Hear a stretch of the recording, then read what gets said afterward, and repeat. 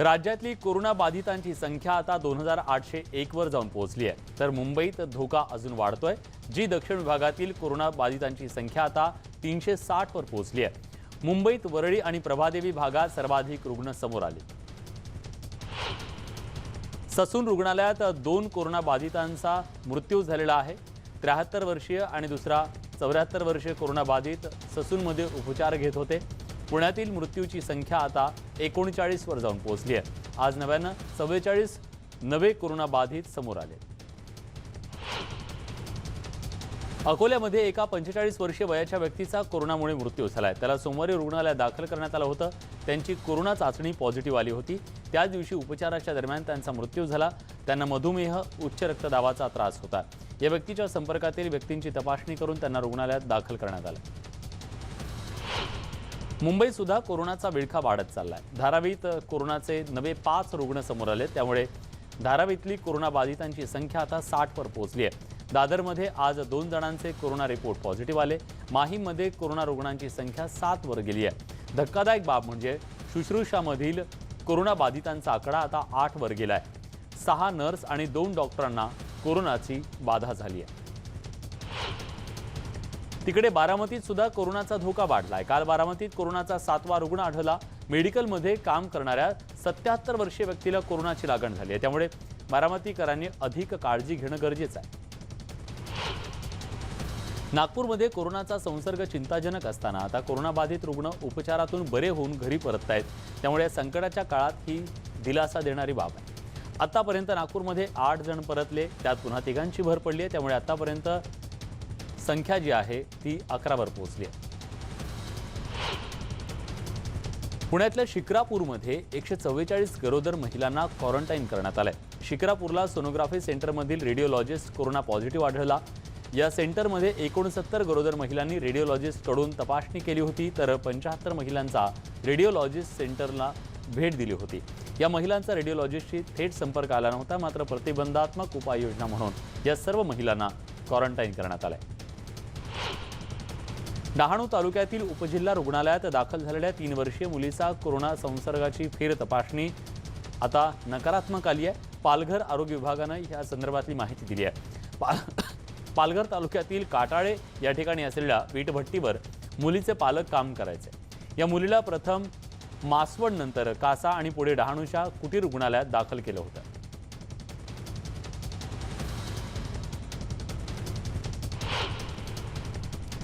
ज्यांच्याकडे ration card आहे त्यांना 5 किलो प्रति व्यक्ती तांदूळ मोफत मिळतोय खरा, पण ज्यांच्याकडे रेशन कार्ड नाही त्यांना मात्र रडायची वेळ आली। हाताला काम नाही, पोटाला अन्न नाही, मग सांगा जगायचं कसं, हा या सगळ्यांचा सवाल आहे। दिवा शहरातील रेशन दुकानात मोठी गर्दी झाली। साबे रोड इथल्या दुकानाबाहेर 1 किलोमीटर पर्यंत रांग लागली। इथं सोशल डिस्टन्सिंगचा अक्षरशः फज्जा उडाला। कोरोनाचा वाढता प्रादुर्भाव रोखण्यासाठी मोठ्या प्रमाणात उपाययोजना केल्या जात आहेत, मात्र तरी देखील डोंबिवलीत लॉकडाऊन काळात नागरिकांनी मोठी गर्दी केल्याचं पाहायला मिळालं। सकाळी ग्राहक विविध गोष्टींच्या खरेदीसाठी बाहेर पडतायत, त्यामुळे सोशल डिस्टन्सिंगच्या नियमांचं अक्षरशः धूळदाण उडतेय आणि लोक अगदी बिनदिक्कत रस्त्यावर फिरताना दिसत आहेत। संचारबंदीचं काटेकोरपणे पालन करण्याचं आवाहन सातत्यानं करून सुद्धा नागरिक गंभीर दिसत नाहीयेत। कल्याण डोंबिवलीमधील अनेक ठिकाणी नागरिकांनी गर्दी केलेलं दिसलं। भाजीपाला, रेशन या सगळ्या गोष्टींसाठी लोक मोठी गर्दी करतायत। दिवा स्टेशन बाहेर सुद्धा नागरिकांनी मोठ्या प्रमाणात गर्दी केलेलं पाहायला मिळालं। सोलापूर जिल्ह्यात कोरोनाबाधित रुग्णांची संख्या 2 वर पोहोचली आहे। कोरोनाचा फैलाव रोखण्यासाठी खबरदारी घेणं अधिक महत्त्वाचं आहे, पण नागरिक सोशल डिस्टन्सिंगचं पालन करत नसल्याचं दिसतंय। सोलापूर नागरिक बँकेच्या समोर गर्दी करतायत। सोलापुरातील गांधीनगर भागातल्या युनियन बँकेबाहेर नागरिकांनी गर्दी केली। माढा तालुक्यातल्या डीसीसी बँकेबाहेर सुद्धा खातेदारांची मोठी रांग लागली। कोरोनाचा प्रादुर्भाव रोखण्यासाठी केंद्र सरकारनं देशभरात केलेल्या लॉकडाऊनचा रेल्वेमध्ये फज्जा उडालाय। मनमाडजवळ रोज सुमारे 30 कर्मचारी एकत्रितपणे काम करतायत। एकीकडे देशाला कोरोनाच्या विळख्यातून बाहेर काढण्यासाठी केंद्र आणि राज्य सरकार आटोकाट प्रयत्न करत आहे। रेल्वे बंद करण्यात आल्यात, तरी देखील मोठ्या संख्येनं कामगार सोशल डिस्टन्सिंगचं पालन न करता एकत्रितपणे काम करतात। सध्या कोरोनाच्या साथीचा प्रादुर्भाव वाढत असताना पोलीस रात्रंदिवस ड्युटी करत आहेत। याची जाणीव स्वाभाविकपणे समाजातल्या अनेक घटकांना आहे, सगळ्यांनाच आहे आणि म्हणूनच त्यांचं कौतुक सुद्धा होत आहे। मुंबईतल्या नामजोशी मार्ग पोलीस स्टेशनच्या वतीनं संचलन केलं गेलं, त्यावेळी या परिसरातल्या नागरिकांनी आपल्या बाल्कनीत येऊन टाळ्या वाजवल्या, त्यांचं कौतुक केलं, त्यांना शाबासकी दिली आणि त्यांना समर्थनही दिलं। वांद्रे टर्मिनस जवळ मंगळवारी मोठ्या प्रमाणात संचारबंदी असताना सुद्धा काही लोक जमा झाले। त्या अनुषंगानं आता मुंबई पोलीस तसंच रेल्वे सुरक्षा बल अलर्ट झालंय। विनय दुबेनं सोशल मीडियाच्या माध्यमातून लोकमान्य टिळक टर्मिनस या ठिकाणी जमा होण्याचं लोकांना आवाहन केलं। त्यामुळे Lokmanya Tilak terminus station railway सुरक्षा बलाचे जवान तिथं तैनात करण्यात आले। रत्नागिरी जिल्ह्यातल्या खेडमध्ये लॉकडाऊनचे अक्षरशः 3:13 वाजलेत। शेकडो लोक रस्त्यावर भाजी आणण्यासाठी, किराणा खरेदीसाठी उतरले। विना परवाना दुचाकी, 3 चाकी आणि 4 चाकी वाहनं सुद्धा घेऊन लोक फिरताना दिसले आणि या सगळ्यांवर आता खेड पोलिसांनी कारवाई सुरुवात केली। 100हून अधिक वाहनांवर कारवाई करण्यात आली आहे। पोलिसांनी शहरात ठिकठिकाणी नाकाबंदी करून आता ही कारवाई सुरू केल्यानं चांगलाच आता त्यांना बडगा बसलेला आहे। नवी मुंबईतील मुंबई कृषी उत्पन्न बाजार समितीचे भाजीपाला बटाटा मार्केट आजपासून सुरू झालेले आहे। भाजीपाला मार्केटमध्ये आज 180 गाड्या दाखल झाल्या। यावर नजर ठेवण्यासाठी आता नवी मुंबई पोलिसांनी ड्रोनचा वापर सुरू केला। पुण्यातल्या भुसार मार्केट आजपासून सुरू करण्यात आलंय। आज 100 गाड्यांची आवक झाली, त्यामुळे किराणा दुकानदारांना माल मिळू शकणार आहे। मार्केट यार्डातील भाजीपाला मार्केट मात्र बंद असणार आहे, त्याऐवजी उपबाजार सुरू होणार आहे। लॉकडाऊनचा कालावधी 3 मे पर्यंत वाढवण्यात आल्यानं कोकणातील आंबा बागायतदार शेतकऱ्यांची चिंता वाढली आहे। लॉकडाऊनमुळे हापूसची परदेशवारी थांबली, आता वाशी मार्केटमध्ये उठाव नाही, त्यामुळे हापूस आंबा बागायतदारांची दुहेरी कोंडी झाली आहे। लॉकडाऊनमुळे झाडावरचे आंबे काढण्यासाठी मजूर सुद्धा मिळत नाही आहेत, त्याची राखणदारी करणारे मजूर गावी निघून गेलेले आहेत। अशा अनेक संकटांमध्ये सध्या इथला आंबा उत्पादक शेतकरी सापडलेला दिसतो। अमरावतीच्या धामणी इथं सोशल डिस्टन्सिंगचा फज्जा उडाल्याचं पाहायला मिळालं। धामणीच्या स्टेट बँक ऑफ इंडियाच्या समोर नागरिकांनी मोठी गर्दी केली। जनधन योजनेतील पैसे काढण्यासाठी जमलेल्या लोकांनी कोणताही नियम पाळला नाही, त्यामुळे एकंदरीतच लोकांमध्ये गांभीर्य नसल्याचं दिसतंय। वाशिम जिल्ह्यातल्या कृषी उत्पन्न बाजार समित्या आजपासून खुल्या करण्यात आल्यात। मंगळूर पीरच्या बाजार समितीत सोशल डिस्टन्सिंगचं काटेकोर पालन करत शेतीमाल खरेदी करण्यात आला। कोरोनाच्या पार्श्वभूमीवर बाजार समित्या सुद्धा बंद करण्यात आल्या, परंतु शेतकऱ्यांचा माल गहू, तूर, सोयाबीन हे घरात पडून होतं। शेतकऱ्यांना पैशांची अत्यंत गरज होती, पण खरेदी विक्री बंद असल्यानं त्यांचे हाल होत होते। अखेर आता सोशल डिस्टन्सिंगचं पालन करत खरेदीला सुरुवात झाली, त्यामुळे शेतकऱ्यांना मोठा दिलासा मिळाला। देशात लॉकडाऊन असताना देखील अनेक तरुण विनाकारण रस्त्यावर फिरत आहेत। भिवंडीत अनेक तरुण पोलिसांना कारण सांगत रस्त्यावर दिसले। घराबाहेर पडताना कुठलीही काळजी ते घेत नव्हते। दरम्यान अशा मोकाट फिरणाऱ्या तरुणांवर पोलीस उपायुक्त राजकुमार शिंदेंनी कडक कारवाई केली। मास्क न लावणाऱ्या तरुणांसह दुचाकीवरून मोकाट फिरणाऱ्या तरुणांना उठाबशा काढायला लावल्या। नागपूर कृषी उत्पन्न बाजार समिती बंद झाल्यानं भंडारा बीटीबी मार्केटमध्ये शेतकऱ्यांनी गर्दी केली आहे। भंडारा जिल्हा सध्या कोरोनामुक्त आहे, ग्रीन कॉरिडॉरमध्ये आहे। कोरोनाचा वाढता प्रादुर्भाव बघता संपूर्ण देशात लॉकडाऊन घोषित करण्यात आला आहे। नागपूर रेड कॉरिडॉर घोषित केलेला आहे, त्यामुळे कृषी उत्पन्न बाजार समिती बंद करण्यात आली आहे। तिथले भाजी विक्रेते हे आता भंडारा जिल्ह्यात असलेल्या बीटीबी भाजी मार्केटमध्ये गर्दी करत आहेत। संचारबंदीच्या काळात मंगळवेढा शहरात विनाकारण रस्त्यावर मोकाट फिरणाऱ्या मोटारसायकलवर मंगळवेढा पोलिसांनी धडक कारवाई केली। मंगळवेढा तालुक्यात कात्राळ आणि शिवणगी या बॉर्डरवर 24 तास बंदोबस्त ठेवण्यात आलेला आहे। त्यातच मंगळवेढा शहरात रस्त्यावर मोकाटपणे फिरणाऱ्या मोटारसायकल स्वारांच्या 268 मोटारसायकल सुद्धा जप्त केल्या। लॉकडाऊनच्या काळात हातावर पोट असणाऱ्या मोठ्या संकटाचा सामना करतायत। संचारबंदीच्या काळात लग्न समारंभ पूर्णपणे बंद आहेत, त्यामुळे त्यावर अवलंबून असणाऱ्यांच्या घोडेवाल्यांवर सुद्धा उपासमारीची वेळ आली आहे। घोड्यांना खाण्यासाठी दिवसाला 300 रुपयांचा चारा लागतो, पण चारा उपलब्ध होत नाही, त्यामुळे त्यांना जगवायचं कसं हा या घोडेवाल्यांसमोरचा मोठा प्रश्न आहे। 20 तारखेला आता संपूर्ण राज्यात बालकांचा आणि गर्भवती मातांचा आहार पोहोचवला जाणार आहे। यात कोणत्याही प्रकारची बेपर्वाई केल्यास कारवाई करण्याचे निर्देश महिला बाल विकास मंत्री यशोमती ठाकूर यांनी दिलेत। यशोमती ठाकूर यांनी आज व्हिडिओ कॉन्फरन्सिंगच्या द्वारे याचा आढावा घेतला। करमाळ्यात जामा मशिदीतून दिवसातून 5 वेळा स्पीकरद्वारे कोरोनाबद्दल जनजागृती केली जाते। जामा मशिदीत कोरोनाच्या पार्श्वभूमीवर मुस्लिम बांधवांना आपल्या घरात नमाज पठण करण्याबरोबरच आत्ताच्या परिस्थितीत आपण कशा प्रकारे जबाबदारीनं वागलं पाहिजे या संदर्भात सुद्धा जनजागृती केली जाते।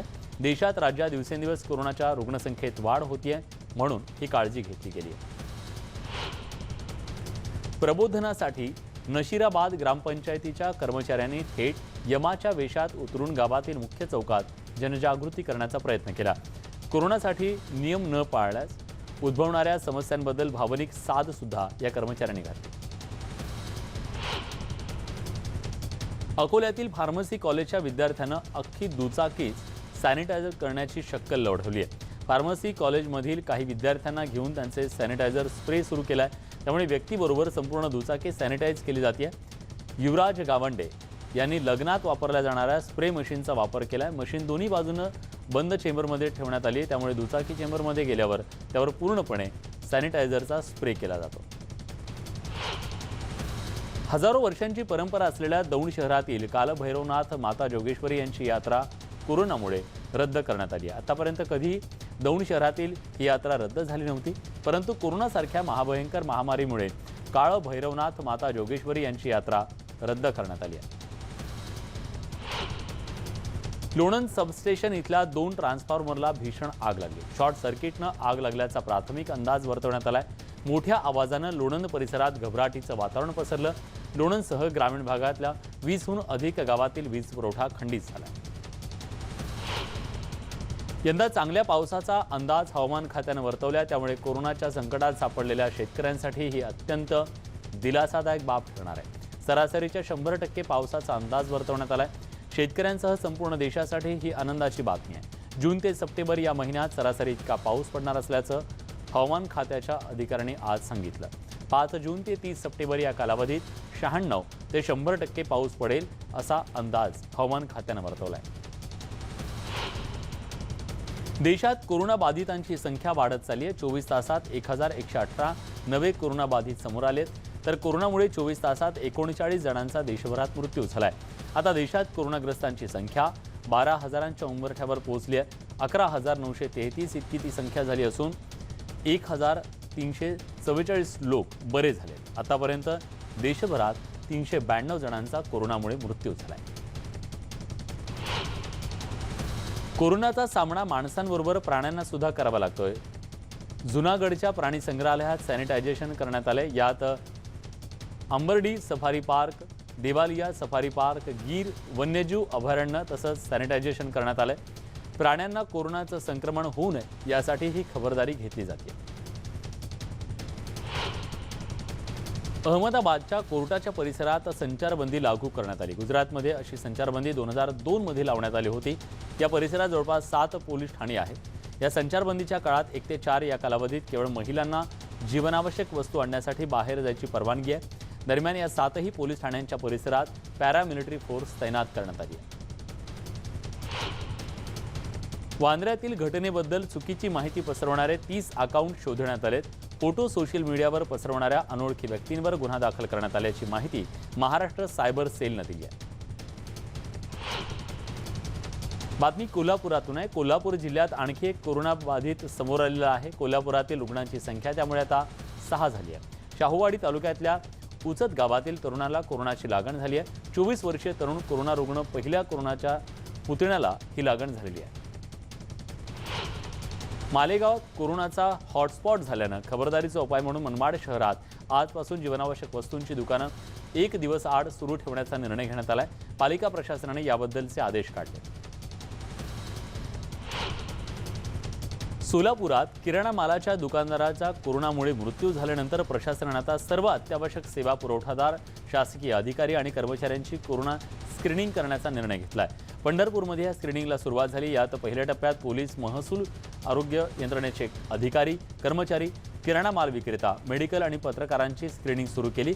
यात ज्यांच्या अंगात जास्त ताप आढळून येईल त्यांच्यावर उपजिल्हा रुग्णालयात उपचार करण्यात येणार आहे. अमेरिकेत कोरोना व्हायरसनं अक्षरशः हाहाकार माजवलाय.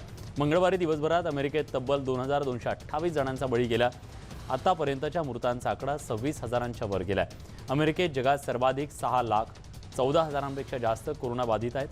कोरोनाबद्दलची माहिती लपवून ठेवल्याचा आरोप करत मंगळवारी अमेरिकेचे राष्ट्राध्यक्ष डोनाल्ड ट्रम्प यांनी चीनला थेट धमकी दिली आहे.